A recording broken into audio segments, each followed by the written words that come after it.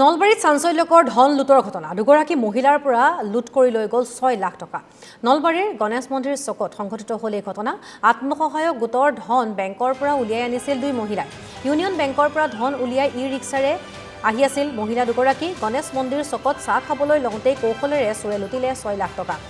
সংগীতা ৰাজবংশী আৰু অনামিকা ৰাজবংশী নামৰ মহিলা দুগৰাকীৰ পৰা লুটি নিলে এই ধন।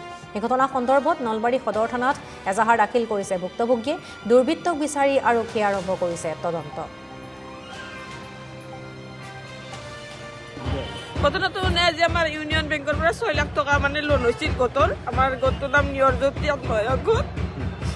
তাৰপিছত আপোনাৰ তেখেতসকলে আমাক বেংকৰ পৰা কৈ আছে, বাইদেউ আপোনালোকে পইচাটো কেনেকৈ নিব, কিহত নিব, এনেকৈ সুধি আছে। আমি কৈছোঁ আমি ই-ৰিক্সা লৈছোঁ, ই-ৰিক্সাত ডিকিট নিম দিয়ক, মোৰ হাজবেণ্ডে ই-ৰিক্সা চলাই, এনেকৈ কৈছে। তাৰে পিছত কৈছে হয় নেকি, যাওক দে হ'ব দিয়ক। সেইটো কৈছিলোঁ আমি আহিলোঁ, আহি কৈছোঁ তুমি আমি বেংকৰ পৰা নামি যোৱাই নামাইছোঁ, তুমি সন্মুখত আনা গাড়ীখন সন্মুখত আনিলা। আনাৰ পিছত